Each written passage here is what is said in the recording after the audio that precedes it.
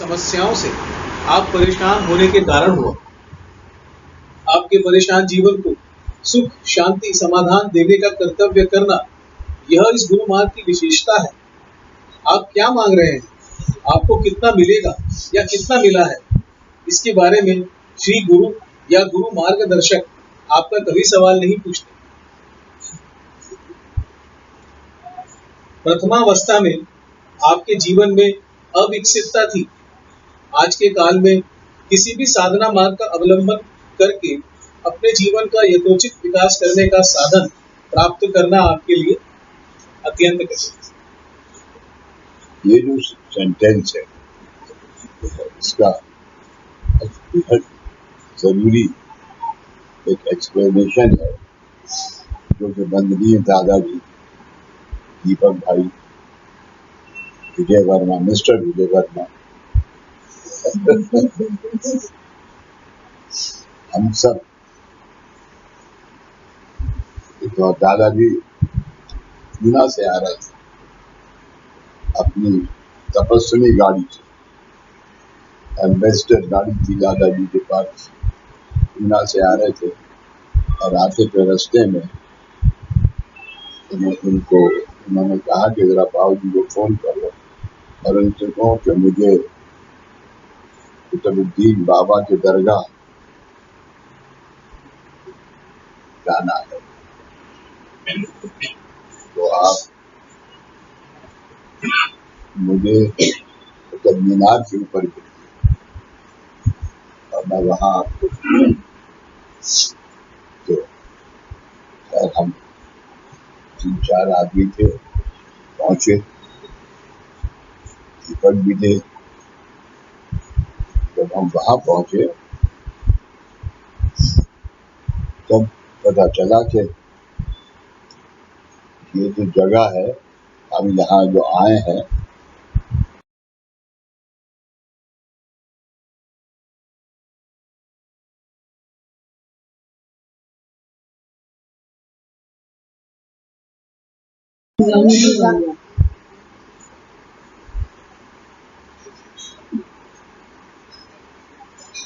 ये जो अपने हज़रत निजामुद्दीन औलिया की तो उस वक्त दादाजी ने जो कहा वो मैं आपको बता सकता हूँ। दादाजी ने कहा कि हज़रत निजामुद्दीन औलिया की जगह जरूर हो। उसकी वजह यह है कि हज़रत निजामुद्दीन औलिया उनके गुरु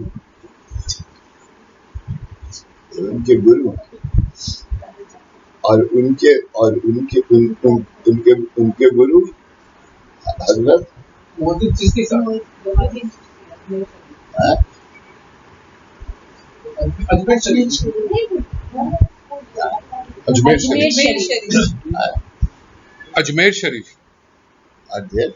अजमेर शरीफ।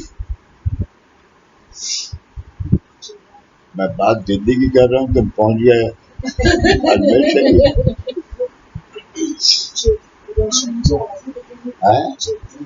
रोशन चिराग ना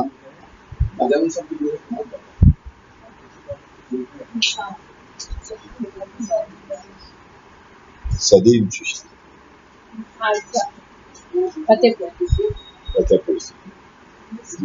फतेहपुर। सूफियों में एक ऐसे हैं कि जिनसे ज्यादा किसी ने सूफी की जिंदगी नहीं गुजारी।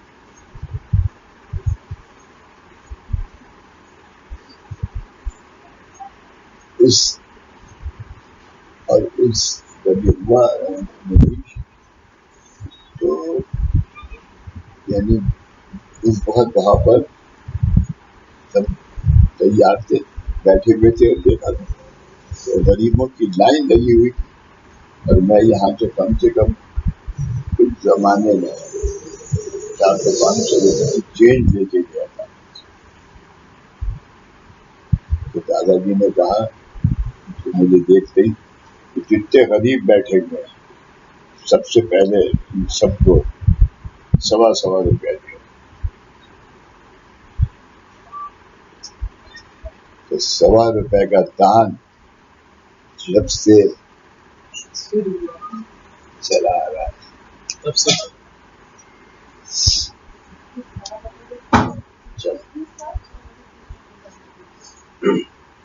प्रथमावस्था में आपके जीवन में अविकसितता थी। आज के इस काल में किसी भी साधना मार्ग का अवलंबन करके अपने जीवन का यथोचित विकास करने का साधन प्राप्त करना आपके लिए अत्यंत कठिन है। इसका कारण इस प्रकार है। मान लीजिए कि आप थैला लेकर बाजार जाते हैं। आपने अपने लिए आवश्यक ऐसी अनेक चीजें खरीदी, उनसे वह थैला पूरी तरह से भर गया। अब आप कोई अच्छी सब्जी देखते हैं और खरीदते हैं, लेकिन आपका थैला भरा हुआ होने के कारण आपकी वह सब्जी दुकान में ही रह जाती। आप बिना सब्जी के ही घर लौटते। इसी तरह आप भक्तों के जीवन दोषों से पूर्णतः भरे हुए। इस परिस्थिति में आपके जीवन में जो कृपा आशीर्वाद की कमी है, उसकी पूर्तता गुरु कृपा आशीर्वाद द्वारा करने के बारे में यदि श्री गुरु सोचते तो भी आपके पूर्व जन्मों के अनेक दोषों से आपका जीवन भरा हुआ होने के कारण आपके उन दोषों को दूर किए बिना आपके जीवन में गुरु कृपा आशीर्वाद धारण नहीं हो सकता। ऐसी परिस्थिति में आप भक्त गुरुमार्गी हुए। हम सर्वप्रथम वैदिक मार्ग के बारे में देखते हैं। हमने पहले पढ़े 3 मार्ग, वैदिक मार्ग, देवदेही और गुरु मार्ग। हम सर्वप्रथम वैदिक मार्ग के बारे में देखते हैं। आपके जीवन में जो कृपा आशीर्वाद की कमी है, उसे पूरी करने के लिए वैदिक मार्ग के अनुसार साधन करने के लिए आपको प्रथम संस्कृत भाषा का ज्ञान होना आवश्यक है। अगर आप संस्कृत भाषा सीखते हैं और वैदिक मंत्र याद करके उसका जाप करते हैं, फिर भी वे मंत्र सिद्ध नहीं होते। ऐसा क्यों? वैदिक मंत्र सिद्ध होने के लिए आपकी वाणी शुद्ध होना आवश्यक है। इस संबंध में यह छोटा सा उदाहरण देखिए। किसी कारणवश आपको छुट्टी चाहिए, तो आप उसके लिए अपने कार्यालय में सिक लीव की अर्जी भेजते हैं। मतलब इतनी मामूली बातों के लिए झूठ बोलना यह आपकी आदत बन गई है। इस तरह की वाणी से आप संस्कृत वेद मंत्र कैसे बोल पाओगे? जीवन में वेद मंत्रों द्वारा सुख साध्य करने के लिए वाणी का विशेष ध्यान रखना आवश्यक होता है। इसी तरह वैदिक मार्ग में यम, नियम, आहार, प्रत्याहार भी होते हैं। आज के इस युग में कितने लोग इसका पालन कर पाएंगे? अभी यहाँ 300 से 350 लोग हैं। उन्हें यदि वैदिक मार्ग का अवलंबन करने के लिए कहा, तो क्या उनके लिए वह संभव होगा? अभी जो बात दादा ने कही, और वो ये है कि अभी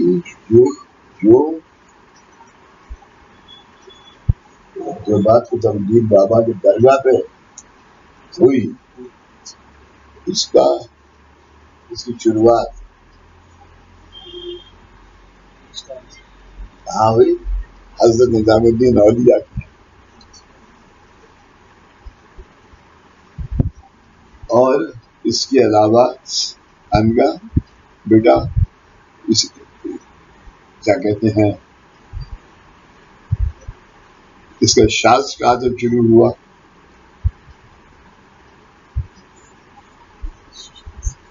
हाजी बाबा से ही शुरू हुआ। शास्त्र हाजी बाबा से ही शुरू हुआ। हाजी बाबा, इस दुनिया में कोई आदमी इतना लंबा नहीं है जितने के हाजी बाबा। हाजी बाबा अगर उनकी जैसी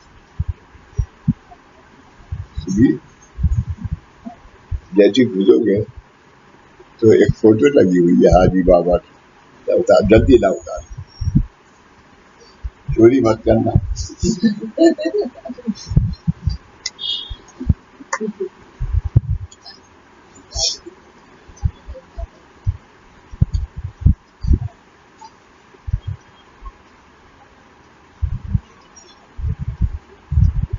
प्रभु जी पहले आप निजामुद्दीन जी की दरगाह गए, फिर वहां से कुतुबुद्दीन जी की दरगाह गए।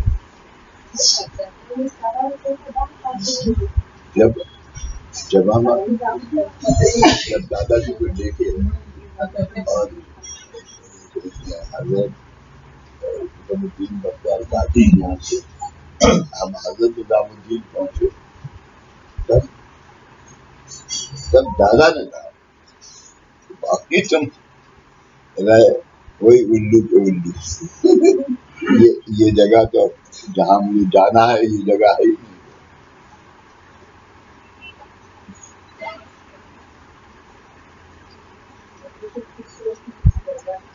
अरे कहाँ गया? चलो अभी यहाँ 300 से 350 लोग हैं।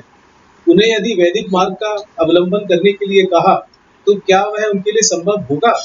नहीं, क्योंकि हर 15 मिनट बाद आपको सिगरेट पीनी है। आपके खाने पीने का समय भी निश्चित नहीं होती। आपको हमेशा भूख ही लगी रहती है। आपके हित के लिए मैं कुछ बताता हूँ तो आपका ध्यान खाने की ओर होता है। ये वाला है वो अरे यार ये चलो रख यार। ये एक मतलब एक फोटो है जो कि हजरत शरीफ बाबा तो यहाँ पर उनके कौन थे उनके चेले जैसे नहीं बाबा के चले थे वो जो लिखते अब्दुल बाबा। तो ये अब्दुल बाबा के हाथ का लिखा हुआ है और दादा ने मुझसे कहा कि तुम जरा हजरत निजाम वहां चले जाओ, क्या कहते हैं कुतुबुद्दीन बख्तियार का दरगाह के ऊपर अजमेर शरीफ बाबा, तो वहां पर तुम्हारा एक आदमी इंतजार कर रहा है, वो तुम्हें एक फोटो देगा, वो फोटो लेके आओ और इस फोटो से सेमिनार करेंगे। बाबा जो कुछ भी बोलते थे अब्दुल बाबा लिखते थे। अभी चोरी हो गई।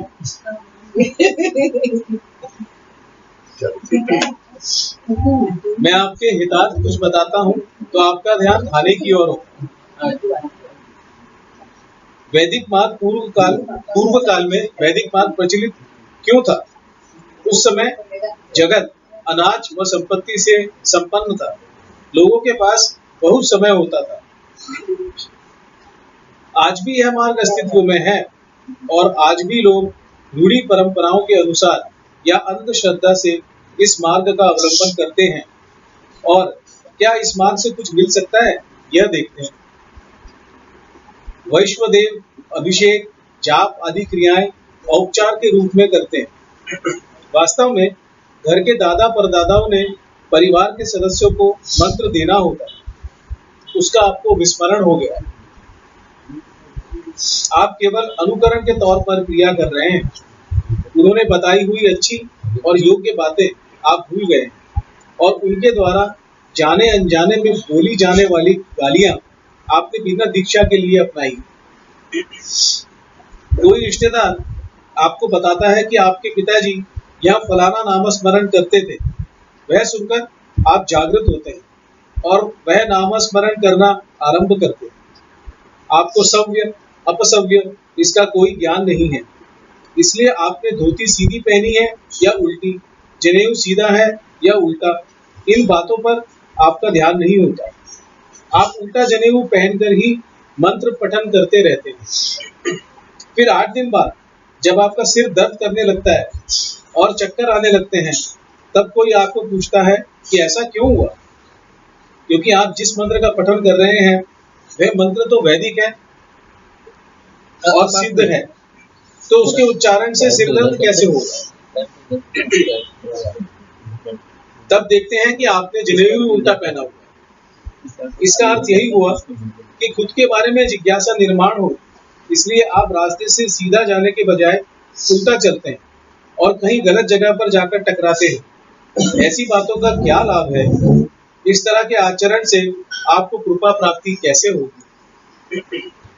प्राचीन काल के ये साधन प्राप्त करना आज के समय में कठिन है, क्योंकि इन साधनों के लिए बंधनों का पालन करना पड़ता है तथा नित्य कठिन आचार विचारों का अवलंबन करना पड़ता है, जो आज के काल में मुश्किल है। यद्यपि वैदिक मार्ग आज अस्तित्व में है, लेकिन आज इस मार्ग से मानवों को सहजता से फल प्राप्ति होगी, ऐसी योजनाएं अब इस मार्ग में नहीं रही। यह बात बड़े ही दुख से कहनी पड़ती। इस मार्ग का जिन्होंने अध्ययन तथा जतन किया है, ऐसे गिने चुने लोग ही अब बचे हैं। पैसे कमाने के उद्देश्य से इस मार्ग के साधनों का उपयोग करने के कारण अब इन साधनों में सामर्थ्य नहीं रहा। पैसे कमाने के उद्देश्य से ही साधन बनाए। अभी मैंने आपको वैदिक मार्ग के बारे में 4 शब्द बताए हैं और यह भी बताया है कि प्राचीन काल में इस वैदिक मार्ग द्वारा मानव अपना यथोचित विकास कर लेते थे। अब इस मार्ग का अवलंबन करना आपके लिए संभव नहीं है। इसका विचार आपको नहीं है, लेकिन ईश्वर को इसकी चिंता होने के कारण आपको इस मार्ग से मुक्त किया। अब हम दैविक मार्ग पे आते हैं। दैविक मार्ग मतलब क्या है? अनादिकाल से आपके घराने की परंपरा के अनुसार आपके कुल देवी देवता है। उनके सम्मान में वार्षिक कुलधर्म, कुलाचार आदि अनेक सेवा और उपासना करना दैविक मार्ग में अंतर्भूत है। वह सब करना आज की परिस्थिति में आपके लिए संभव नहीं है, क्योंकि आज आपके पास पानी, बिजली इन सब की कमी है। इसके कारण आप आज आपके द्वारा ज्ञान अज्ञान से दैविक मार्ग का अनादर होने लगता है। ऐसी परिस्थिति में आप मानवों की सुविधाओं का विचार जितना ईश्वर करते हैं उतना कोई नहीं करता। आज मकान मालिक अपने किराएदारों की सुविधाओं असुविधाओं का कितना विचार करते हैं? बिल्कुल ही नहीं। आप भी मकान मालिक हैं, क्या आज आपने किराएदारों के प्रति अपना कर्तव्य निभा रहे हैं? नहीं। आप केवल एक पत्थर के मकान के मालिक हैं, लेकिन आप उस मकान में रहने वाले किराएदारों की पूछताछ और सहायता नहीं करते। ईश्वर का कार्य ऐसा नहीं है। ईश्वर जिस मकान के मालिक हैं, वह मकान आपकी देह है। उसमें क्या क्या अगतिक, अनावश्यक तथा उसके लिए पोषक नहीं है, उसमें कहां से पानी रिसता है, इन सब के बारे में सोचकर ईश्वर आपके उद्धार के लिए आपकी देह की निगरानी करते हैं।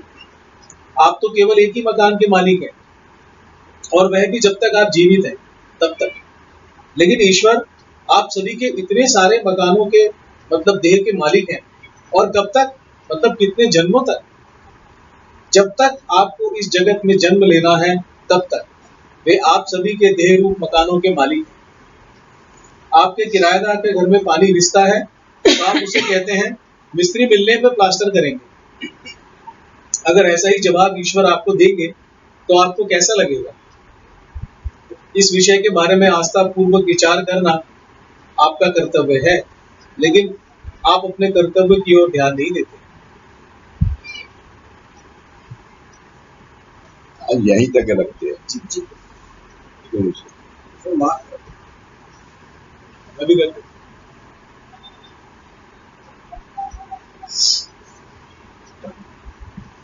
एनी सवाल?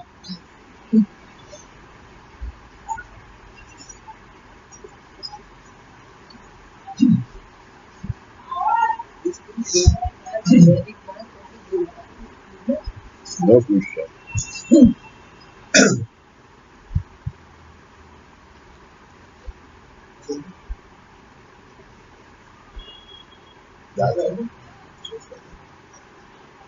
उसकी चिंता मत करो, भैया। आप करिए, हम थोड़ा सा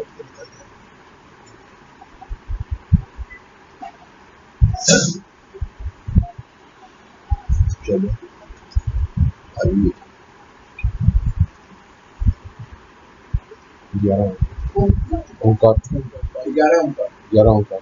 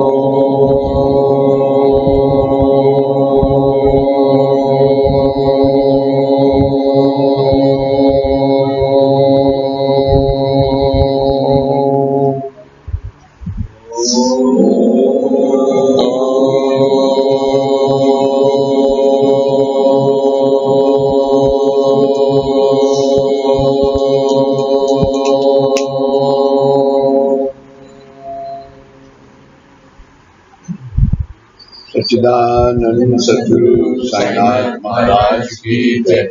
श्री गुरुदेव दत्त सदानंद आचार्य सच्चिदानंद सद्गुरु श्री महाराज की जय।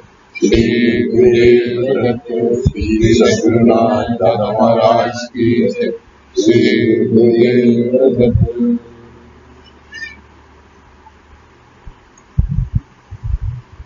सुबीर जल्दी हुई गाड़ी बात